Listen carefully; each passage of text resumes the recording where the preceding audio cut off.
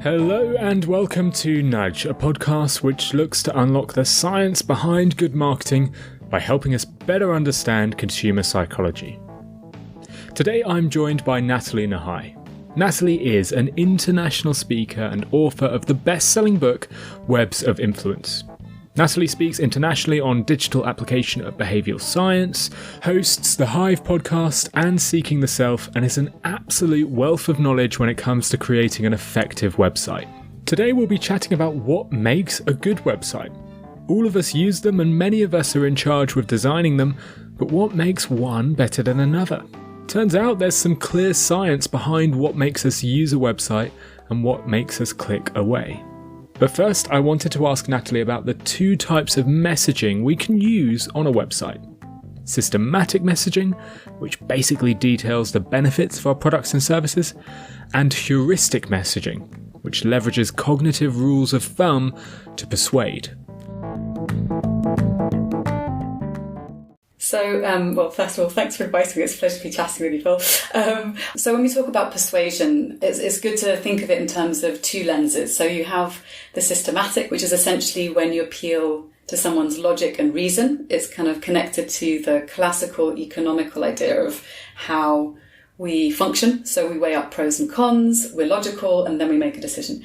And then you have the other lens, which is a heuristic approach, which is when we leverage cognitive rules of thumb. So for instance, anything that's designed by the brain to reduce the amount of mental effort in making a decision will help us to come to something more quickly. That's a heuristic. So for instance, it could be looking at the number of ratings or reviews a product has, and that's social proof. If lots of people in my social group are doing this, no matter how extended, it's an indication that there's something worth me doing. So you can either look at the systematic group or the heuristic group of principles, and typically, because we have a limited cognitive capacity and the systematic approach is much more effortful, we tend to rely more on the heuristic group. So making things easier for people to do, especially online when we're so sort of attention and time poor. A general rule to follow is that heuristic messaging works better than systematic messaging. In her book, Natalie gives an example of a toothbrush. You'd rarely see a toothbrush advertising a list of bullet points describing its benefits. Instead, you'll see a happy consumer with a bunch of very white teeth. Why? Because customers are more likely to be swayed by heuristics. Yet many marketers forget this in their marketing, spending too much time listing product benefits rather than thinking about the consumer. I asked Natalie to provide an example of where heuristic messaging beats a systematic approach. And she shared an interesting study involving loyalty cards. If you change the way in which someone experiences a task, you can change the behaviour.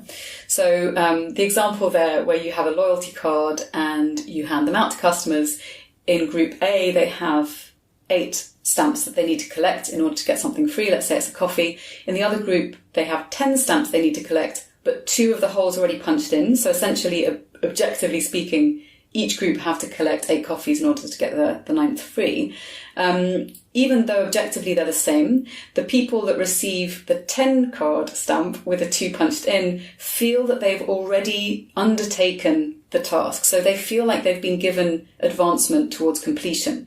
So because of that, they're much more likely to continue the task because it's perceived as undertaken and incomplete. So this sense of initial progress is actually known as endowed progress. Because they have that already under their belt, they're much more likely to want to continue. So it can actually increase conversion. It can increase the likelihood that people will put in more effort in order to complete that particular task. Logically, there should be no difference between the two groups. After all, they both have 8 stamps to collect. But we know our brains don't work that way. We're irrational, and we're swung by heuristics. But that's loyalty cards. How might this effect be applied to a website? Sure. So one of my favourite examples, just for the sheer audacity and simplicity of it, was a website that I saw that used this really well. It's Silicon Reel, which is a website that looks at people in the tech space in the UK and London. But what happens is when you're on the page for a while and you're passively browsing, you get a pop-up and the pop-up shows a 50% completion bar at the top, so progress bar. And it says, enter your email address below for early access to this episode. 50%, you're nearly there. Now, of course, you've not had to put in any active effort on the page. You're just browsing. But because they're saying 50% you're nearly there, it's giving you an explicit cue to tell you that you've already engaged in a task. And because of that, you're much more likely to complete your information. By reframing the message to make it appear that the user has already put in effort, dramatically improved the completion rate. This desire to complete tasks that have already begun is called sunk costs. Phil Barden, in his book Decode, talks about how sunk costs can keep us going to the gym more. A study cited in his book found that we're more likely to continue going to the gym if we pay on a monthly rather than a yearly basis.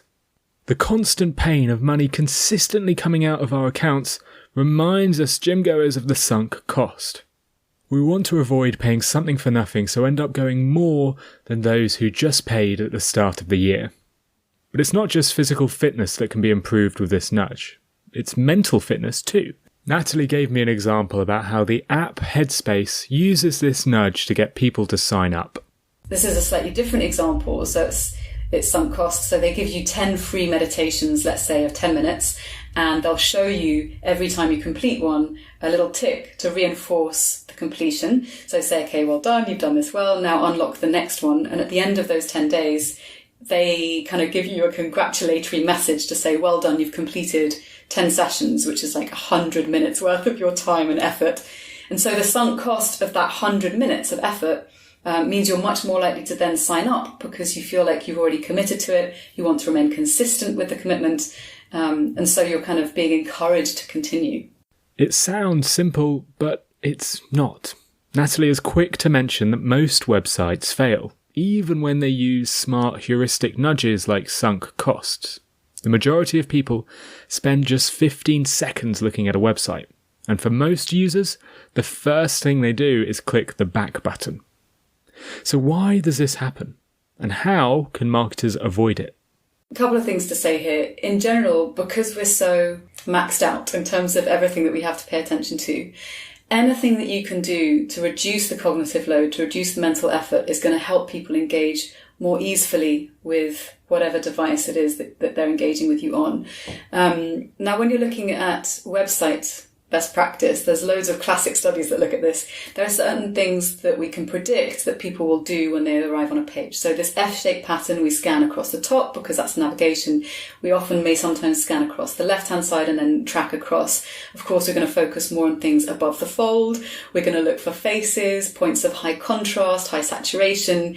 Where there's HD photography, we're much more likely to pay attention to those areas. So anything that's easy for us to predict, so we can predict where the important information is going to be. Anything that conforms to that is going to help. Anything that can convey a rich amount of information quickly, so visuals, is going to help. But of course, when you're looking at different types of devices, the ways in which we reduce mental effort are going to change. So if you're looking at optimizing an experience, a piece of marketing, or a web page for a handheld device, so a much smaller screen, then of course you've got a lot less to play with in terms of surface area. So then with something like that, you've got to be aware of the use of scrolling. So for instance, a good example of marketing that I saw recently was by J.Crew. It was a summer campaign. They are an American clothing brand, and they sent an email out, and you open the email and basically there's ice cream. And at the top it says, this is worth a scroll. And all you can see is like a big ball of colourful ice cream. So you scroll down. Now, if you think about the logistics of making this happen, they know people are using a small screen to read their emails. They know it's only going to fit a certain width. They've got to make it punchy. They're going to make sure that the information is limited.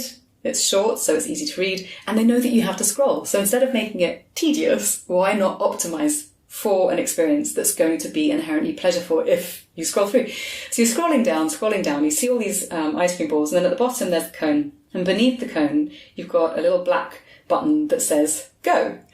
Now, we love mystery. If you think about the ways in which we're attracted to things that we don't completely understand, so this kind of gestalt idea of wanting a complete picture of our environment or whatever it might be that we're engaging with, that sense of mystery in a simple scroll email is enough to get you to click on the link and to start some kind of adventure. It's gamified, it's exciting, it potentially promises an unpredictable reward, which we know from studies with rats and mice and gambling is particularly seductive and engaging. All of that stuff is useful to know about because it means that you're going to be able to engage people on a more playful, engaging level. Natalie cited a Nielsen study which showed that most people look at a web page following a similar pattern, skimming in an F shape to quickly get information. Sentences, well, they're barely read, and most buttons, they're missed. In general, most websites fail because they contain too much information, too many options, and way too much cognitive load. I asked Natalie to explain how to avoid this. Yeah, so cognitive load is essentially the amount of mental effort being used in your working memory at any given point. And because you have a limited capacity for principally kind of conscious focused attention, we have to reduce the mental effort that we require from our users to engage with us. So there's various different ways that you can do this. One great example that I saw recently, which was a marketing email from Uber, they were basically saying, look, we want you to connect to your calendar and streamline your schedule. And what they managed to do was to send an email which had a bunch of text in it and select in black the words that were much more important for the message to be well received. And then to grey out the stuff which was somewhat less relevant. So they know that you're going to be scanning. And so they actually say something like, we know that you're scanning this email to save time, sync your calendar with Uber to save more. And it's a nice nod, fairly explicit nod, at this sense of reducing mental effort. Another thing that you can do is show people the progress bar. If you're getting people to check out, again, this is more common on a desktop, but you also find it on handheld devices. So Monzo, the banking app, they show you when you go onto their site, 3-step process that you're going to need in order to check out, for instance. So that's another example. So minimizing complex steps. Again, if we're thinking about marketing, one of the biggest trends that we're seeing is a rise in social e-commerce. So using Instagram and Twitter and other channels to promote products. And if you look at Instagram, you'll find that many of the brands, not all of them, but many of them, when you get a sponsored post, the brand that's sponsoring that post will make sure that you can check out within about 3 to 4 actions. So for instance, you see the sponsored post, you see something that you like, you click on it, takes you within Instagram to the landing page, you can select the item and you can add to cart within 3 or 4 steps. So if you're thinking about reducing cognitive load, you need to be able to reduce the actions required to achieve the goal. That means simplification. Splitting complex processes into single steps. So for instance, you mentioned the Obama campaign.